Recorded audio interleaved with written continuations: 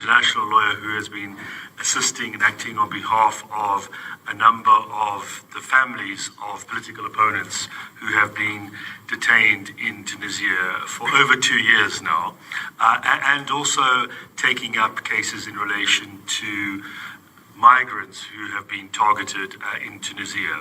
The two forms of violations are not distinct. They are closely interrelated in that we see the current regime in Tunisia under Kais Saied clamping down both on any freedom of expression and association, but at the same time also using the migrants issue and the fundamental underlying racism of that to seek to garner support for his regime and to distract attention away from what is happening in the prisons, with almost the entire opposition clamped down on and detained, and those who represent them also targeted, and likewise civil society who seek to take up these cases and take up the cases of African migrants as well. Both the lawyers and civil society similarly targeted. So it's a consistent pattern of repression across the board, which is going on right under the noses of the EU and the UN and all of our states. It is being allowed to happen because, in our view, not enough is being done to put pressure on the current regime to fundamentally change its approach. What we have done as the legal team is seek to take whatever legal steps are available to highlight those violations and seek the changes and the remedies available. We have looked to launch applications for sanctions to be imposed on the individuals in government directly responsible for these human rights violations. Those sanctions can be imposed by the EU, they can be imposed by individual member states of the UN for serious human rights violations, to prevent people traveling, to freeze their assets, to not allow them to continue as though everything is as usual. And most importantly, to send a signal that this is not tolerated and it has to change. We have also, very importantly, launched a case at the African Court on Human and People's Rights because Tunisia is signed up.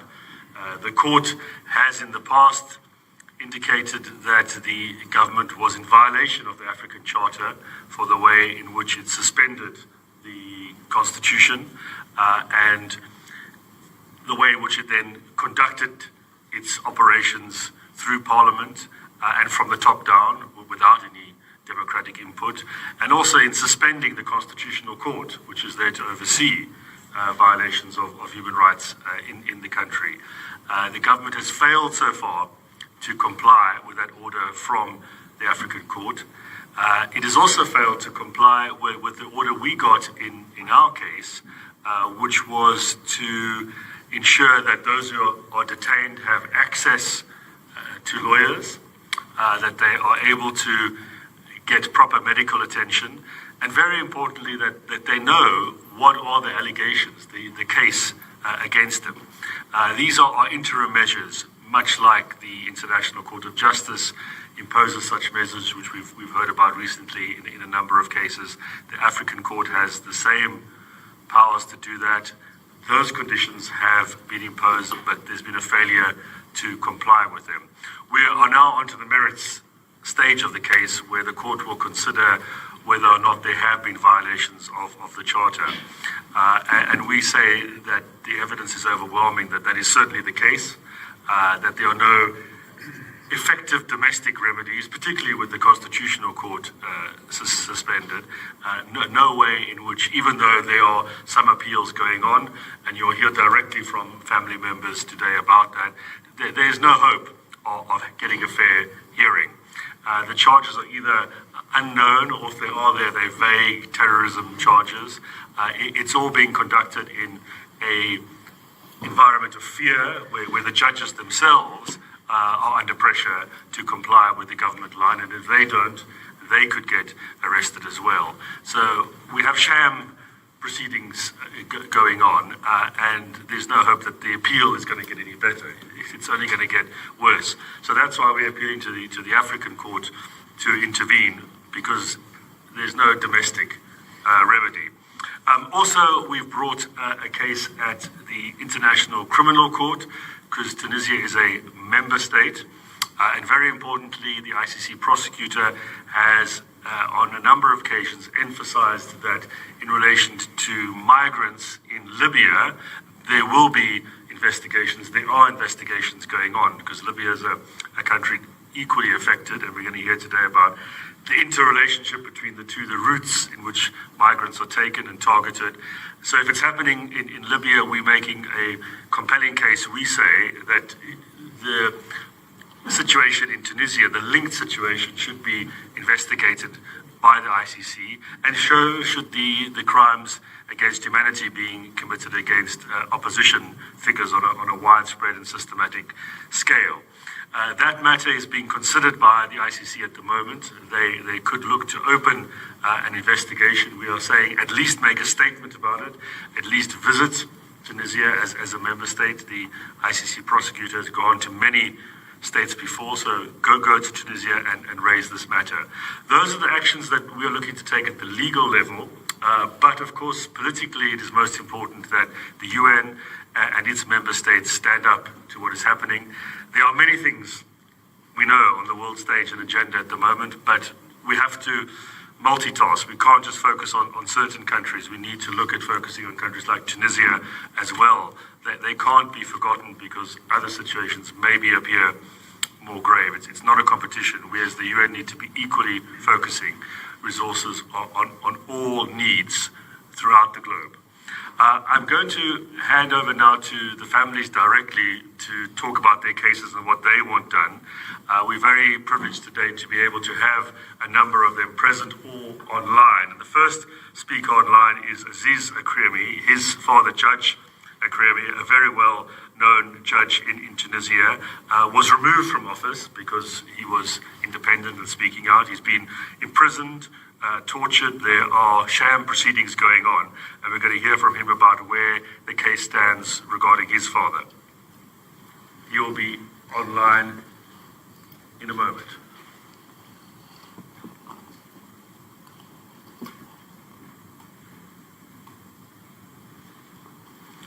Do you hear us?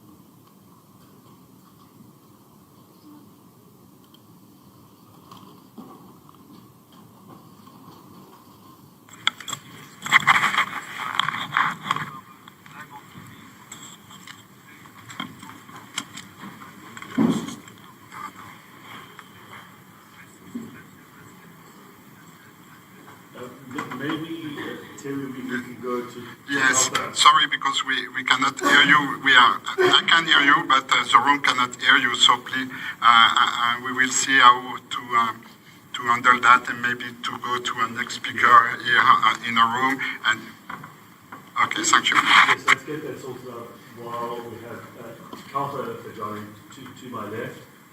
She is the daughter of one of the imprisoned former MPs from Tunisia, Saad Fajani, who has just recently received a hefty prison sentence on trumped-up charges.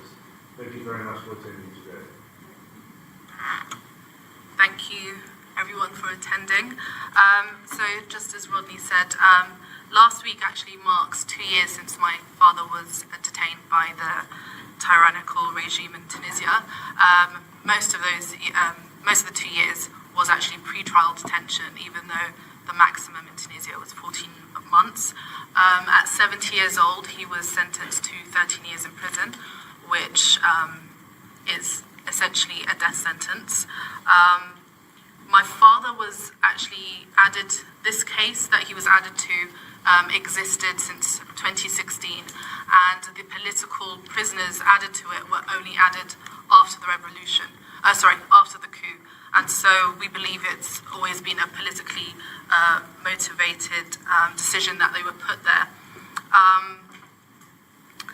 Like all other prisoners, he was detained under bogus charges. No evidence was given against him, not even during the court case, not even before the sentencing, which is why my father's lawyer, for the first time in his 25-year career, decided to boycott the pleading.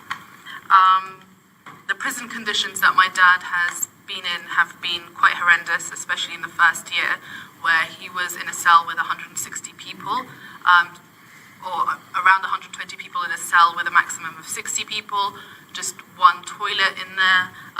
There were a lot of mentally ill and violent people in his cell, as well as receiving death sentences.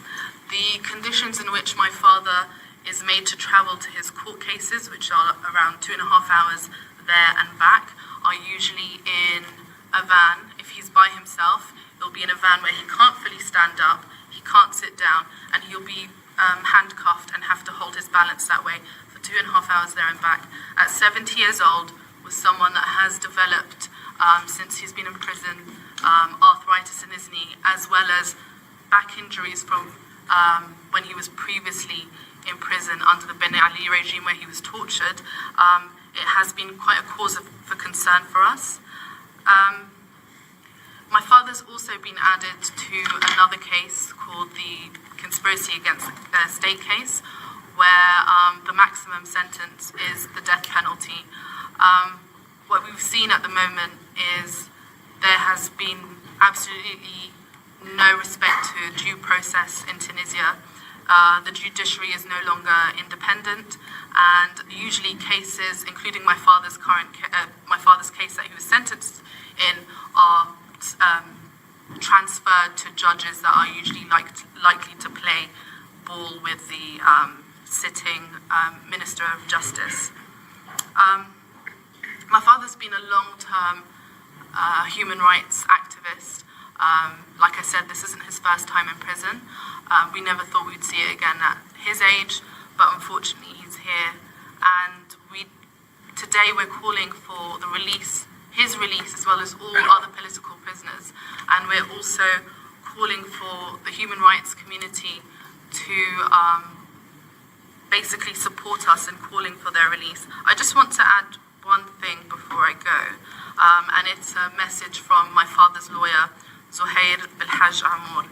He says, first and foremost, Sayyid Farjani is not a criminal and did not commit any illegal act. His only crime was that he opposed exceptional measures taken on July 25th, 2021, the most dangerous of which was the closure of the House of People's Representative by the army.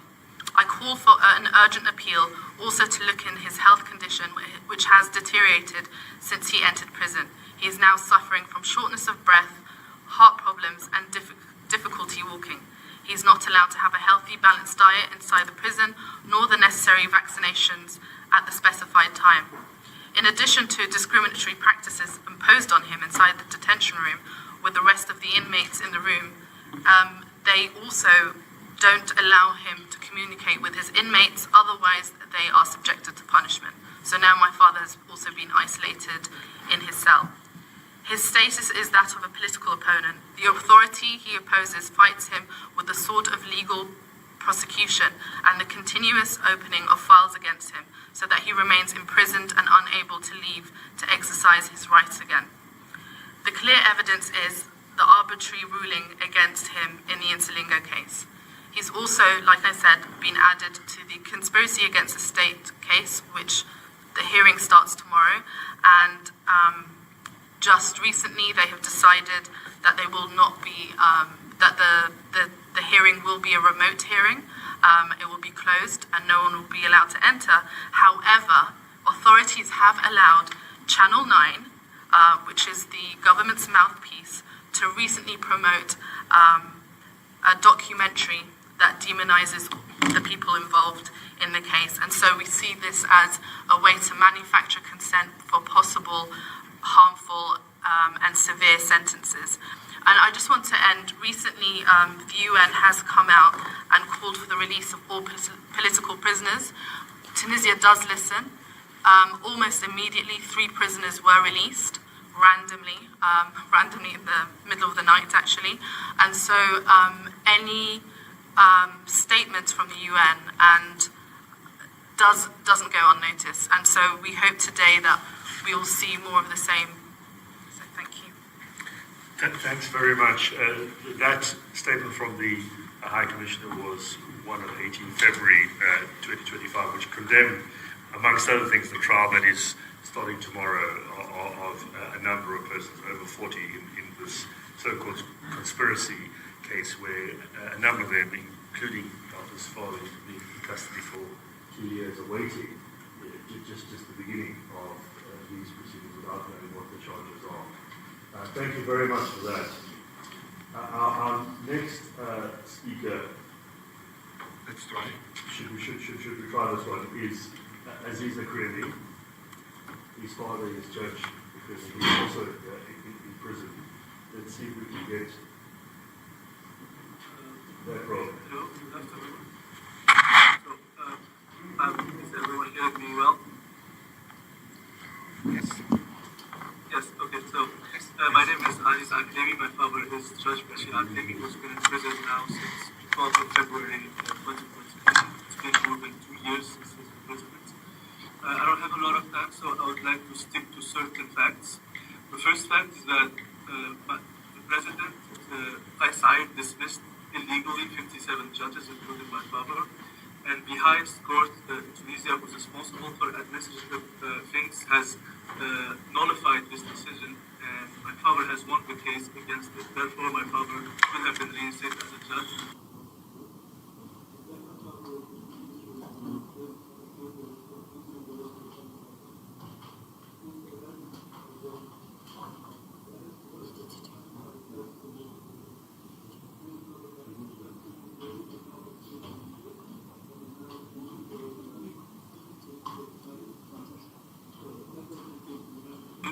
Allegedly democratic country where the president fired judges and then arrested the highest judge in Tunisia at the time.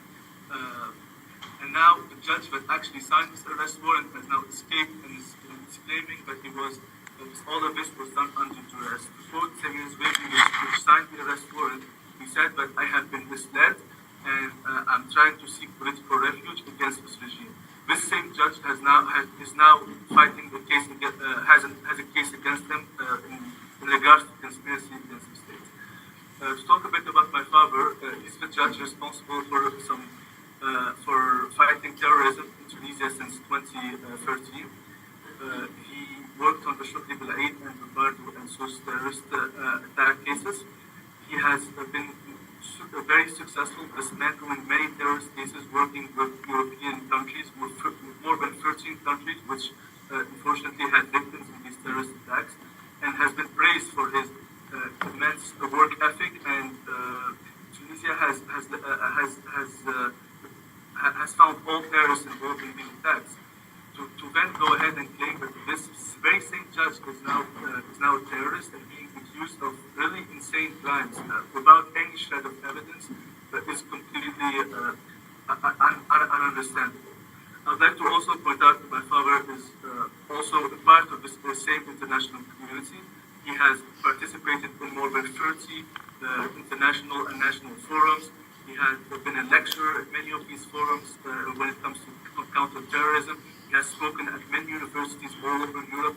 This is a very well-respected counter-terrorism judge.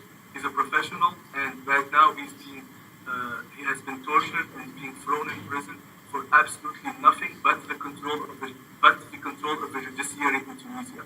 This is a dictatorship trying to hold as many cards as possible, and the judiciary is the most important thing to control in order to oppress political authority, which is exactly what happened. Right after my father's first suspension in 2020 and then subsequent house arrest, the wave of massive political oppression started. This included journalists, this included many politicians, this included many citizens which we have not even heard of. This has all started after the arrest of my father and after his oppression started. I would like to also point out that the very same people that put these cases forth against my father are now today boycotting their own cases. They're saying we're not attending any court dates because they say, to quote them directly, these cases are rushed, unfinished, and the state is moving to close cases as fast as possible without following any leads or presenting or presenting any new evidence and examining any new evidence. These were the people who filed these cases in the first place. To just showcase how absurd it all is. My father's case, one of my father's cases has had now 4 different judges on it. This is for one simple reason. Judges are so afraid to touch these cases. They can clearly see that they're empty political cases, so they don't want to tie their names to these cases, so they keep resigning from their posts and trying to dodge conviction in these cases. Judges have told lawyers in my father's case, and have told my father himself that we apologize, there's nothing we can do, these are orders from above. These are judges in Tunisia that have said this directly to esteemed lawyers in Tunisia. All of this disdain and oppression has unfortunately not been met as strongly as it should have been by the international community. I would like to quote my father's final report. Before my father's arrest, he wrote, I addressed this aid to all national and international organizations to intervene in order to put an end to this tragic injustice and protect me and protect Tunisia's judicial independence. All administrative and decisions are cited are available. This was my father's call for aid before his arrest, and unfortunately this went on deaf ears even after his torture and arrest. Today my father's cases remain void of any evidence. Some of them are moving, as I said, fast towards conviction, and the last Court of Appeal has decided to reject one of these cases and put it back into the second Court of Appeal, citing lack of evidence, which is a good sign. But considering the high number of cases, which all the cases have the same accusation, but the reason they kind of start many cases is to ensure that this person, this problem, this judge who is a threat to dictatorship dreams and a threat remains in prison for as long as possible. I try to speak on behalf of my father and ask for any national or international organization to try to visit Tunisia, visit this judge, see what's going on with their own eyes. Any lawyer, any politician, anyone who's on the ground in Tunisia can see the absurdity of it all. There's no judge that I have spoken to would even dream of calling Bashir al-Athami a terrorist. There's no judge in the entirety of Tunisia that can stand before you and say, I have arrested more terrorists than Bashir al-Athami. It is that ridiculous. This is the judge that worked so many terrorist cases. He has dismantled so many cells and has saved the entire region and Europe by extension from the massive threat which was terrorism in Tunisia. Tunisia's centralized location makes terrorism in a big problem for any of its neighbors. And this judge, along with many brave police units, led this massive campaign from 2013 all the way to the suspension in 2020 to dismantle terrorist cases. Today, Tunisia is free of terrorism, not because of Said or anyone. It is free because of the work judges like Bashir al-Athami and police units have put into Tunisia. And today, despite all of this, despite 34 years fighting this terrorism, is being accused of being a terrorist by the dictatorship regime that is unfortunately being supported by high levels of government in Europe. Thank you so much for listening, and I hope that this very bad and dark chapter in the history of Tunisia can be turned, and I hope that I can see my father one day speak out himself and about his experiences as a free man. Thank you. Thank you very much, Aziz, for joining us today and for highlighting the sad indictment of the country when those independent judges who stood up for the rule of law are themselves attacked and removed from office and treated in this way, where you get stuck in an endless cycle. We've seen this with a number of cases of procedures in court where there are appeals and new cases started, and it's impossible to get on top of it. It's simply a way of taking people out of the equation and silencing them. Aziz's father is one of the applicants in the African court case where we have evidence on video of his ill treatment and torture, which we provided to the judges of the court. The next speaker, we're very privileged to have Intisar Garnucci, who is the daughter of the Speaker of the Parliament, Rashid Garnucci, who's been in custody for over 2 years. He was the leader of the Parliament and the leader of the opposition as well, the Ennahda party. He has recently been sentenced as well to 22 years imprisonment in one case. There are other cases as well. Once again, a web of litigation being used to muzzle the opposition. And also what's interesting is Ishtisar's sister and brother, who are in London, have both themselves been convicted in absentia as well and given outrageous sentences of 35 years, 25 years, even though they weren't there at the court proceedings, and there have been orders made to freeze their assets as well. So using every available weapon to seek to undermine their position. Thank you very much for attending today. Thank you very much, Rodney. Thank you to all of you for coming today to hear this important testimony. I think as previous speakers have shown, no one is safe from the repressive machine that this regime is building. And it's even more reprehensible what is happening in Tunisia, because this is not just a continuation of authoritarianism for many decades. This regime has dismantled a democracy in the making that was struggling very hard to protect human rights and put in place the most progressive constitution in the Arab world that protected human rights, that put in place a national commission against torture, that put in place a national commission for human rights, that put Tunisia at the forefront of human rights protection in the region. And today, Qais Said has rolled all of those things back. But of course, there are people who are fighting against this repression, this growing repression.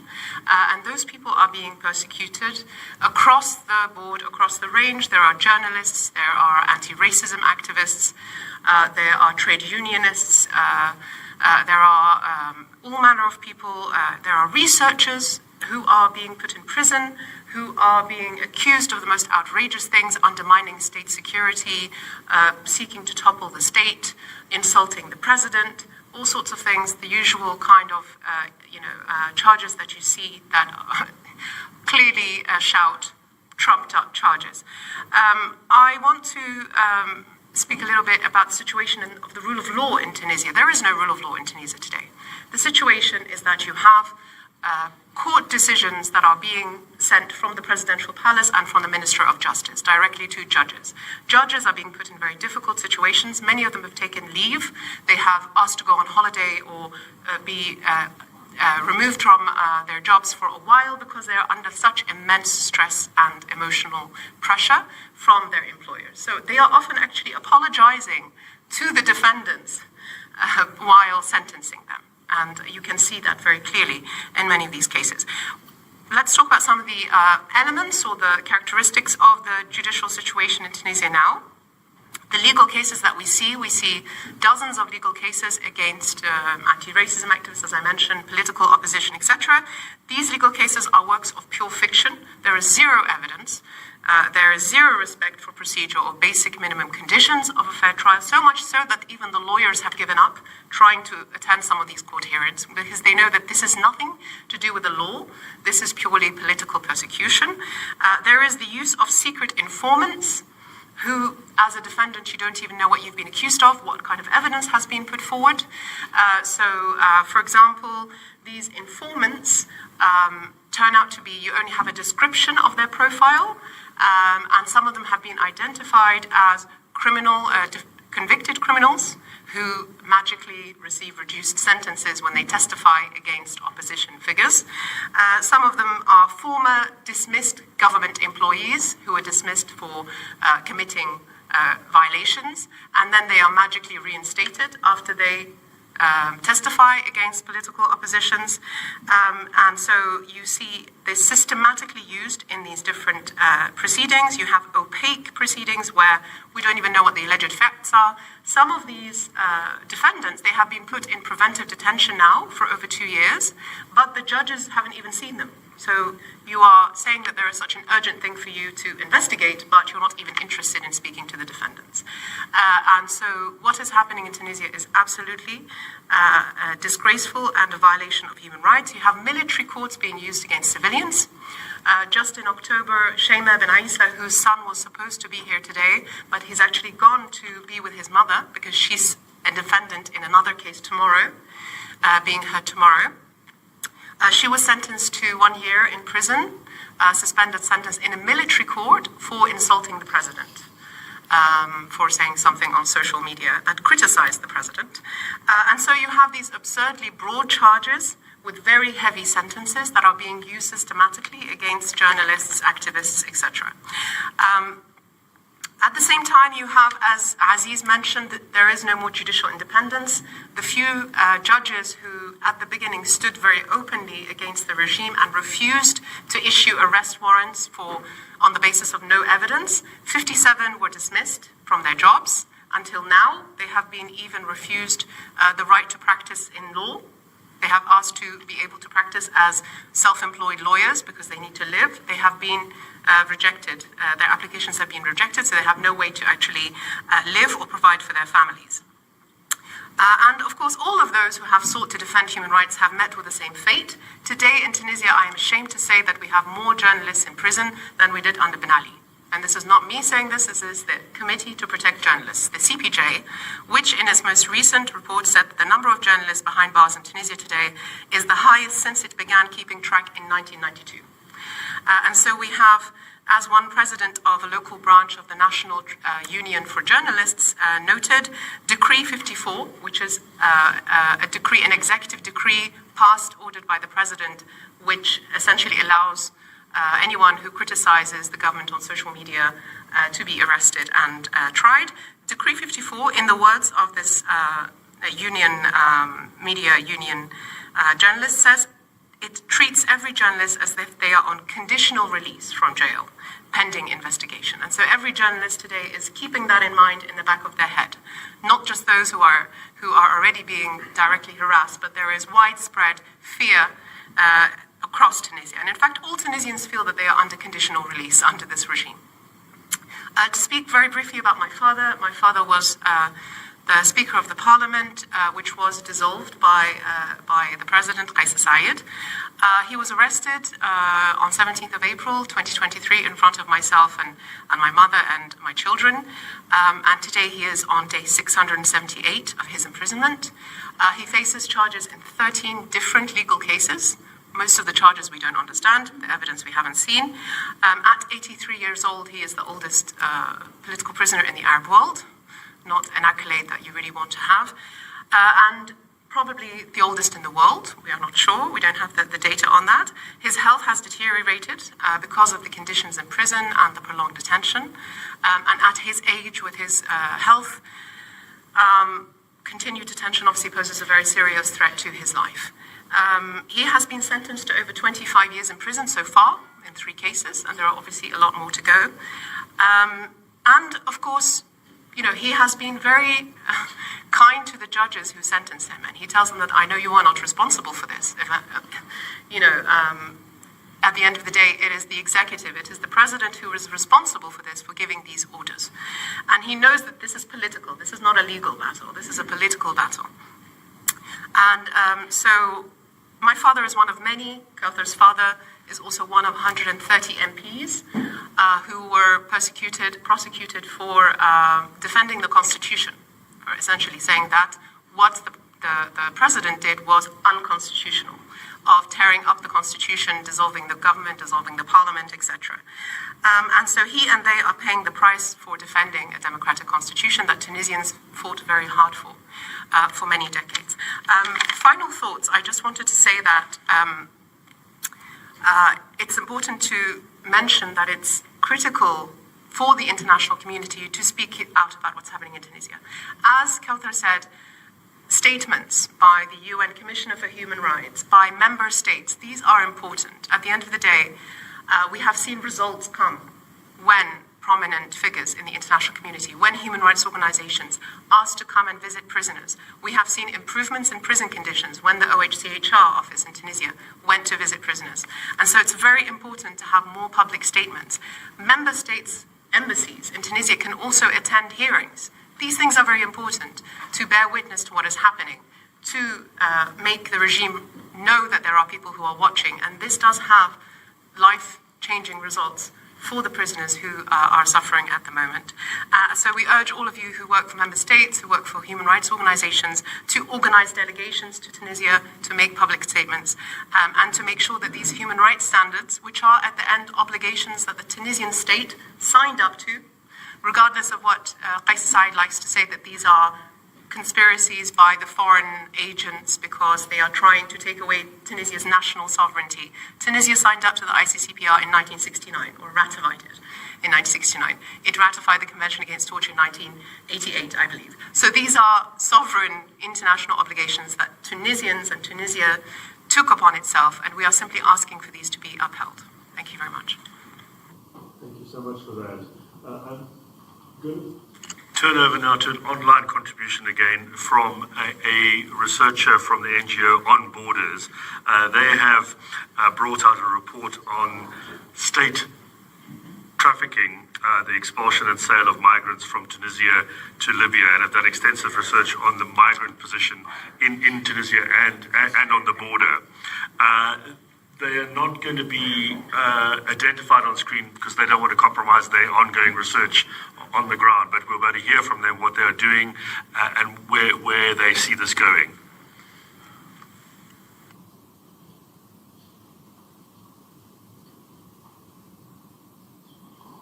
Thank you so much. Can you hear me well? Yes, go ahead. Thank you so much. The report state trafficking was written by an international group of researchers who wish to remain anonymous for their own safety, as well as to protect the individuals who share their testimonies. Alongside the investigation team, 3 associations have collaborated with On Borders, bringing their expertise and precedents in one of the key locations along the migratory route from the Mediterranean, Tunisia, and Libya. The research team, which began gathering information in 2023, has been working with a network of migrant correspondents in informal camps north of Sfax, a key departure point for migrants heading to Lampedusa. On Borders has also worked on geolocalizations and topological reconstruction of events, providing concrete criteria to support the testimonies with precise indications of where the crimes occurred. It consists of 30 video and audio interviews conducted over the course of 2 years with people who don't know each other, who have different migration histories and experiences, who speak different languages, and who were interviewed in various locations across Europe, Libya, and Tunisia. This has enabled to compile documentation with scientific rigor that attests and certifies how the Tunisian state, particularly the National Guard and the army, alongside the Libyan militias, have engaged in the sale of human beings, primarily sub-Saharan migrants, for the purposes of enslavement and extortion. This is not an isolated incident, but a carefully planned and organized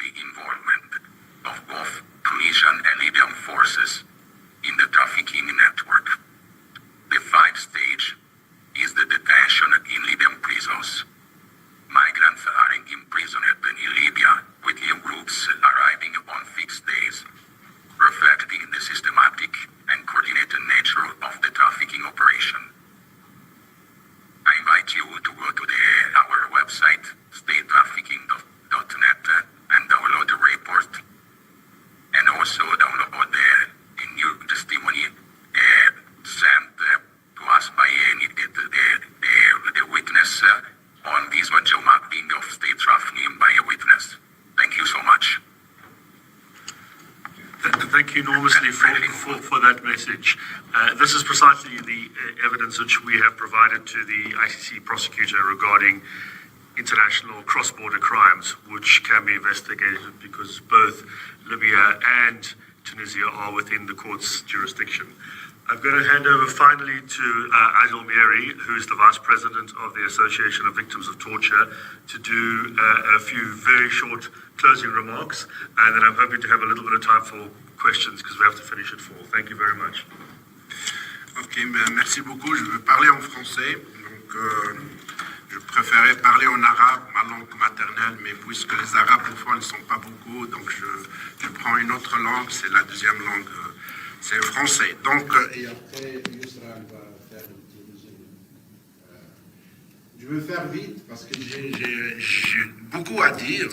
Donc, premièrement, je remercie les organisateurs, Fondation Vita et Cap Freedom for Conscience pour ce side event. Merci pour votre invitation. Deuxièmement, je remercie aussi le Haut Commissariat aux droits de l'homme. Ils ont publié un article dernièrement, une décision concernant la situation des droits de l'homme. Vous pouvez le trouver aussi online.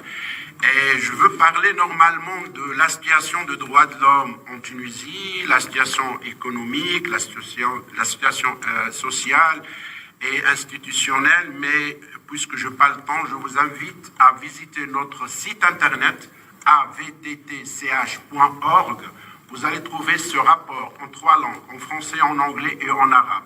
Donc, juste pour gagner le temps, Donc, je veux parler ici de notre campagne internationale pour libérer les prisonniers politiques en Tunisie, qui a commencé en parallèle avec le Conseil des droits de l'homme le 24 février. Cette campagne, c'est l'initiative de la VTT, mais nous sommes maintenant une 50aine de ONG que nous sommes en train de collaborer et travailler là-dessus pour faire connaître la situation des droits de l'homme et surtout les prisonniers politiques en Tunisie. Nos objectifs, c'est faire connaître les conditions de vie officielles des prisonniers politiques et dénoncer la politique et dénoncer la liquidation politique dont ils font l'objet. Deuxièmement, aussi faire connaître le harcèlement visant les familles de prisonniers politiques et leurs proches et faire bouger un réseau de 50 associations pour travailler là-dessus. Donc, on a commencé le 24 février pour faire connaître, on a une grande liste de prisonniers politiques. On a commencé le premier jour pour parler, et même 2 jours pour parler de président de parlement de la période 2019-2024, M. Rachid Ghannouchi. Il est âgé de 83 ans. Donc, il est condamné dernièrement de 29 années et je vous laisse analyser. Il est âgé de 83 ans, plus 29, ça veut dire autre chose. La deuxième personne, c'est Abdelhamid Jlassi aussi.